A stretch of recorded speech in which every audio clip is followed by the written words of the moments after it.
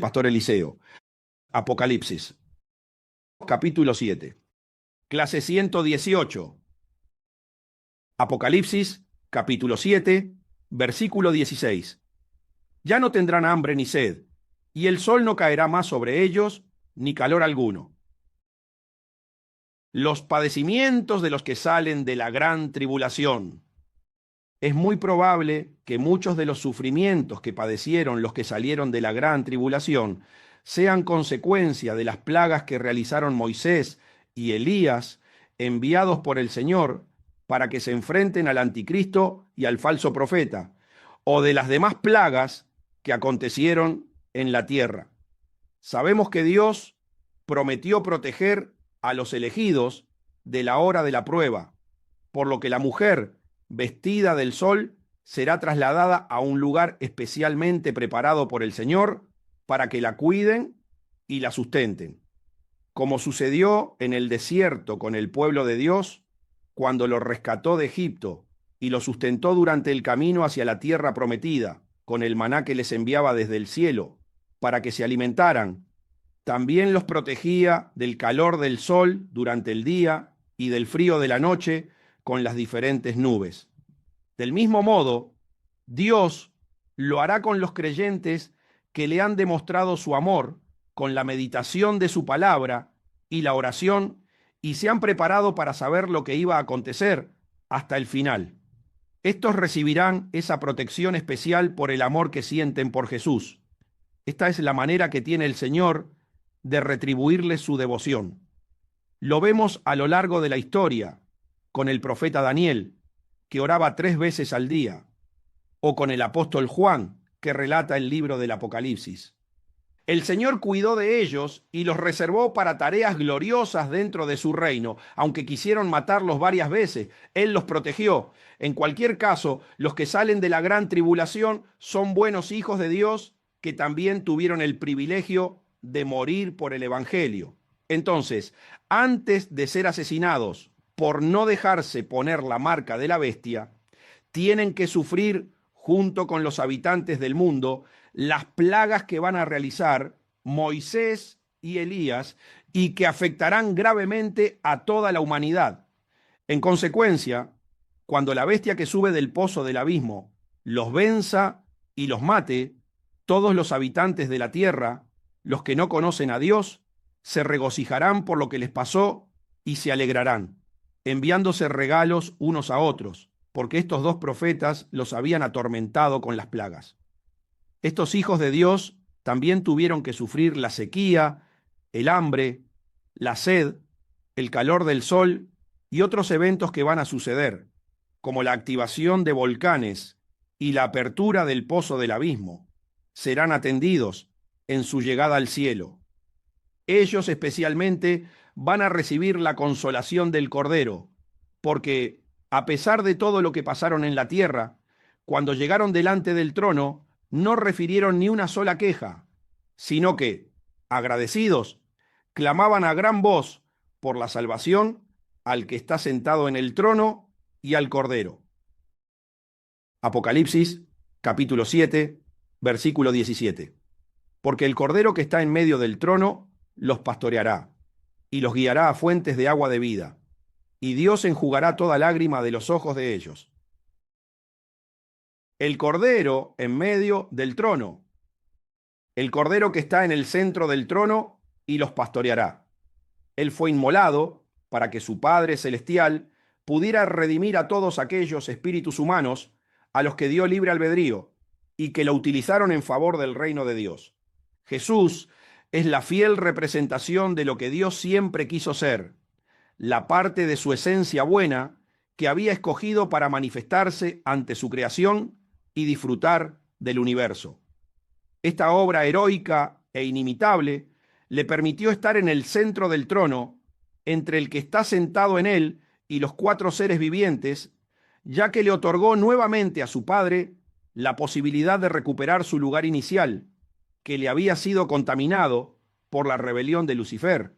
En consecuencia, ningún otro ser en el cielo está más cerca de Dios que el Cordero, al que el Padre ha asignado el papel de continuar pastoreando durante el milenio a los espíritus que lo aceptaron como Salvador en la tierra. Juan, capítulo 10, versículos 11 al 14. Yo soy el buen pastor su vida da por las ovejas. Mas el asalariado, y que no es el pastor, de quien no son propias las ovejas, ve venir al lobo, y deja las ovejas, y huye, y el lobo arrebata las ovejas y las dispersa. Así que el asalariado huye, porque es asalariado, y no le importan las ovejas. Yo soy el buen pastor, y conozco mis ovejas, y las mías me conocen. Yo soy el buen pastor. Durante su ministerio terrenal, Jesús se reveló como el pastor de la creación humana de Dios, y se llamó a sí mismo el buen pastor. Esto significa que estuvo dispuesto a padecer cualquier situación de sufrimiento, dolor y llanto que le provocara el reino de las tinieblas, para superarla y vencerla sin dejar que, por ninguna circunstancia, le hiciera perder la personalidad de su Padre. Esa es la esencia de ser buen pastor, superar todas las pruebas, tentaciones y aflicciones que se presentan en la vida, para después saber guiar a las ovejas por el camino de la vida eterna. Dar la vida por las ovejas significa soportar el proceso de Dios para estar preparado para guiar el rebaño. El asalariado, cuando llegan las situaciones extremas, abandona el proceso. En consecuencia, cuando viene la aflicción sobre las ovejas de su rebaño, las abandona porque no está preparado para enseñarles a vencer al enemigo. El Señor Jesús superó todas las aflicciones sin que su adversario pudiera quitarle la personalidad de su Padre Celestial, ni siquiera en la muerte.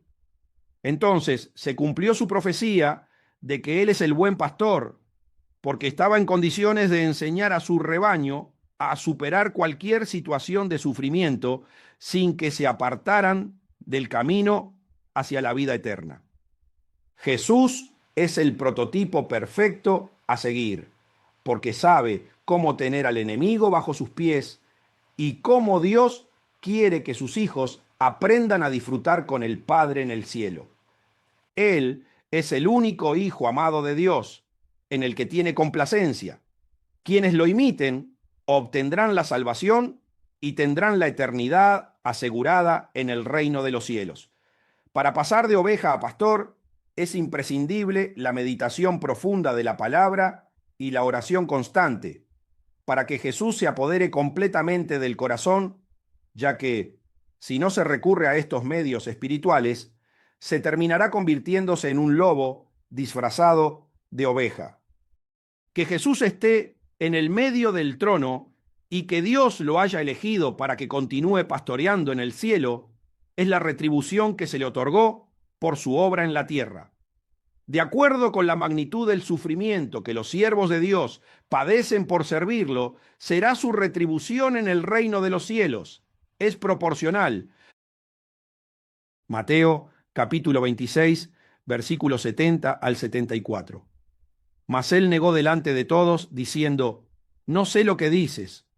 Saliendo él a la puerta, le vio otra, y dijo a los que estaban allí: también éste estaba con Jesús el Nazareno. Pero él negó otra vez con juramento: no conozco al hombre. Un poco después, acercándose los que por allí estaban, dijeron a Pedro: verdaderamente, también tú eres de ellos, porque aún tu manera de hablar te descubre. Entonces él comenzó a maldecir y a jurar: no conozco al hombre. Y enseguida cantó el gallo. No se deben evitar los sufrimientos. Pedro se asustó cuando vio que los soldados romanos se llevaban a su Señor para crucificarlo, y por miedo a que le pasara lo mismo, lo negó y hasta maldijo para rechazar toda vinculación. Pero Pedro, cuando escuchó el canto del gallo y recordó lo que Jesús le había dicho, se arrepintió amargamente. Pastorear a las ovejas implica aceptar todos los sufrimientos que Dios preparó en el propósito divino. Quien quiere guiar el rebaño, evitando el llanto, el dolor y los sufrimientos, es un pastor asalariado. Juan, capítulo 21, versículos 15 al 19. Cuando hubieron comido, Jesús dijo a Simón Pedro: Simón, hijo de Jonás, ¿me amas más que estos? Le respondió: Sí, Señor, tú sabes que te amo. Él le dijo: Apacienta mis corderos. Volvió a decirle la segunda vez: Simón, hijo de Jonás, ¿me amas? Pedro le respondió: Sí, Señor, tú sabes que te amo. Le dijo: Pastorea mis ovejas. Le dijo la tercera vez: Simón, hijo de Jonás, ¿me amas? Pedro se entristeció de que le dijese la tercera vez: ¿Me amas? Y le respondió: Señor, tú lo sabes todo, tú sabes que te amo. Jesús le dijo: Apacienta mis ovejas. De cierto te digo, cuando eras más joven, te ceñías e ibas a donde querías, mas cuando ya seas viejo, extenderás tus manos, y te ceñirá otro, y te llevará donde no quieras. Esto dijo, dando a entender con qué muerte había de glorificar a Dios. Y dicho esto, añadió: Sígueme. Cuando Jesús se reencontró con Pedro, no le reprochó que lo había negado, sino que lo interrogó para saber si había aprendido la enseñanza de que un verdadero seguidor de Jesús no evita los sufrimientos, sino que por el contrario los acepta con agrado, ya que tras el sufrimiento, el dolor y el llanto, se halla el galardón prometido en los cielos. Para que esto suceda, es fundamental el amor que se tiene por Jesús y por hacer la voluntad del Padre en la tierra. En consecuencia, detrás de las 3 preguntas de Jesús a Pedro sobre si lo amaba, indirectamente quería saber si Pedro había entendido que no debía evitar los sufrimientos. Por ese motivo, después de certificar el amor que Pedro sentía por él y por la causa del Evangelio, Jesús le anunció cómo iba a morir para glorificar a Dios. Así pues, para ser un buen pastor, hay que aceptar los sufrimientos con la convicción de que a través de ellos el creyente glorifica a Dios. Jesús es el buen pastor y está preparado para proteger a sus ovejas del peligro que les pueda ocasionar el reino de las tinieblas. A través de él pueden hallar fuentes de agua de vida. Juan, capítulo 6, versículo 63. El Espíritu es el que da vida. La carne para nada aprovecha. Las palabras que yo os he hablado son espíritu y son vida. Son espíritu y son vida. Jesús se convirtió en el buen pastor porque, a pesar de ser un ser totalmente espiritual, fue engendrado por el Espíritu Santo en el cuerpo de María. Todas las palabras que predicaba las transmitía con revelación. Eran el fruto de su constante meditación y de sus propias experiencias. En algunas ocasiones, la tentación quiso que su alma procediera carnalmente, como en el caso cuando se dirigía al monte Getsemaní para ser crucificado. Al orar, dijo: Padre mío, si es posible, pase de mí esta copa, pero no se haga como yo quiero, sino como tú. Su espíritu, vigorizado por la palabra y el conocimiento de la voluntad de su Padre Celestial, no le permitió ceder ante la obra del enemigo. Estuvo dispuesto a soportar el sufrimiento momentáneo para manifestar la eterna gloria de Dios. Las personas espiritualmente sensibles pueden percibir cuando alguien habla con autoridad espiritual. Mateo, capítulo 7, versículo 29. Porque les enseñaba como quien tiene autoridad y no como los escribas. La autoridad del creyente no se gana con el conocimiento de las sagradas escrituras. Los fariseos y los escribas tenían un gran conocimiento de ellas. Sabían hasta dónde estaban las tildes y las comas. Todo lo que enseñaban era correcto, pero no vivían lo que predicaban, y eso los convertía en unos hipócritas asalariados.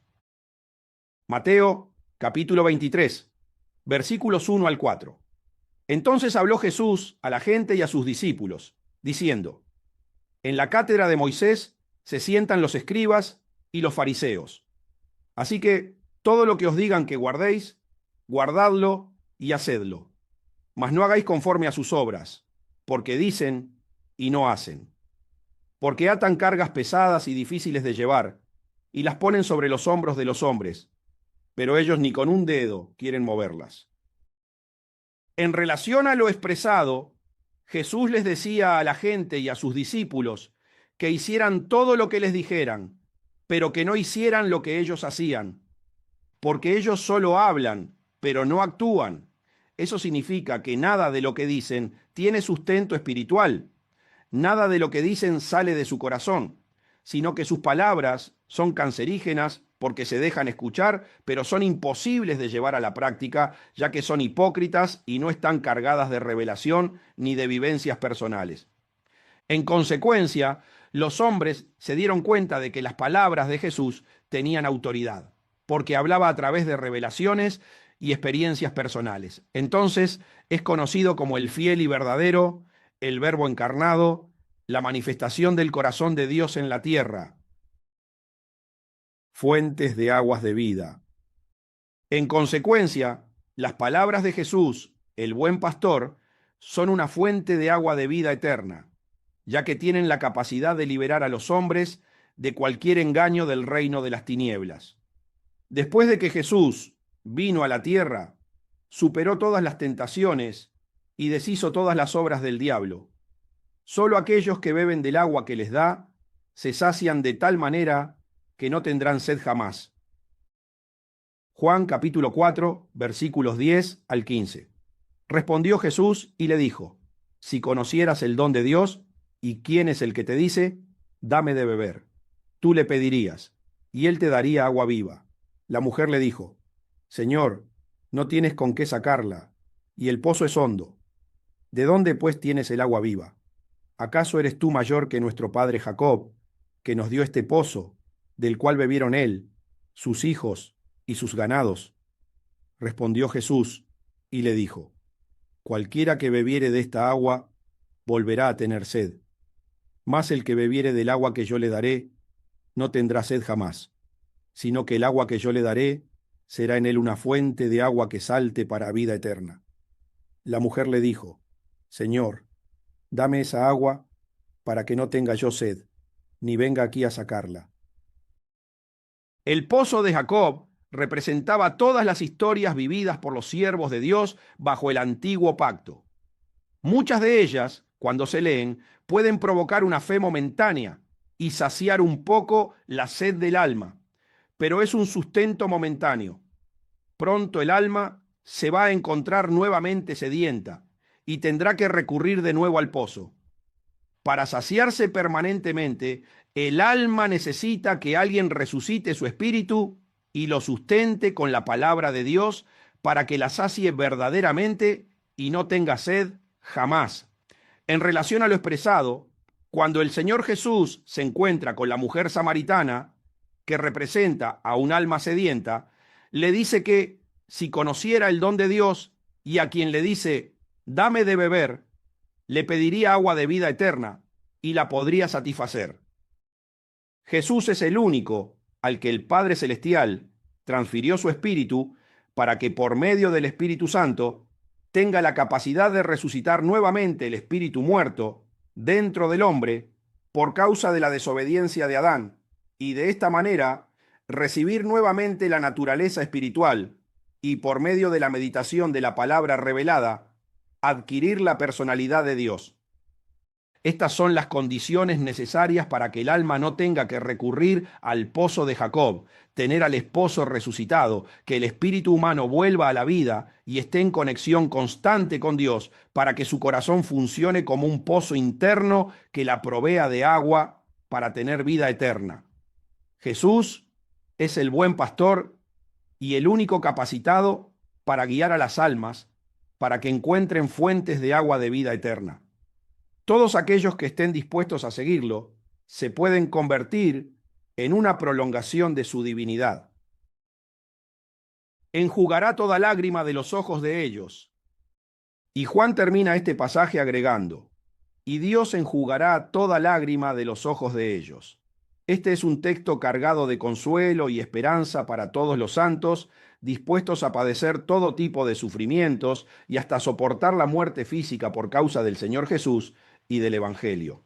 Este es el mayor aliento para todos los discípulos de Jesús, dispuestos a soportar el proceso para convertirse en buenos pastores y ser fuentes de aguas de vida eterna. Esto implica tener que soportar todo tipo de sufrimientos, dolores y llantos para alcanzar ese objetivo tan elevado. En consecuencia, el texto comienza describiendo la posición en la que Dios puso a Jesús después de que éste soportara todo por hacer la voluntad de su Padre y terminara a la perfección su obra de redención en la vida de los hombres. Está en medio del trono y continuará pastoreando por el resto de la eternidad.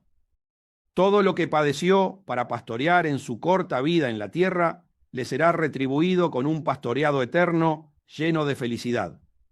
Y eso no solo acontecerá con él, sino con todos los creyentes que estén dispuestos a padecer de la misma manera por hacer la voluntad del Padre Celestial.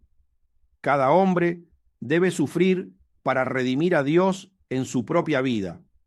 Tiene que usar su libre albedrío para que el Padre recupere su identidad en su espíritu, y eso lo convertirá en un pastor genuino. Este proceso implica mucho sufrimiento, dolor y lágrimas derramadas por hacer la voluntad del Padre Celestial. En consecuencia, Dios enjugará toda lágrima de ellos, así como Jesús fue premiado y colocado en medio del trono que gobierna el universo. Así serán premiados cada uno de sus hijos por las lágrimas que derramaron por el Evangelio. Lucas, capítulo 22, versículos 28 al 30. Pero vosotros sois los que habéis permanecido conmigo en mis pruebas. Yo, pues, os asigno un reino, como mi Padre me lo asignó a mí, para que comáis y bebáis a mi mesa en mi reino, y os sentéis en tronos juzgando a las 12 tribus de Israel. Jesús ya había profetizado lo que este versículo confirma. Todos los hijos de Dios que estuvieron dispuestos a sufrir con él y por causa del Evangelio tienen un reino asignado por el Señor, como él mismo lo recibió de su Padre. Juan terminó este pasaje escribiendo: Apocalipsis, capítulo 7, versículo 17. Dios enjugará toda lágrima de los ojos de ellos. Ser un pastor genuino le permitirá ver muchas cosas injustas, muchas maldades, muchos comportamientos hipócritas, muchas dolencias en otras personas, y verá muchas que se pierden por preferir continuar pecando. El proceso para pastorear ocasionará el derramamiento de muchas lágrimas y dolor debido al sufrimiento que ocasionan todas esas reacciones inapropiadas hacia Dios.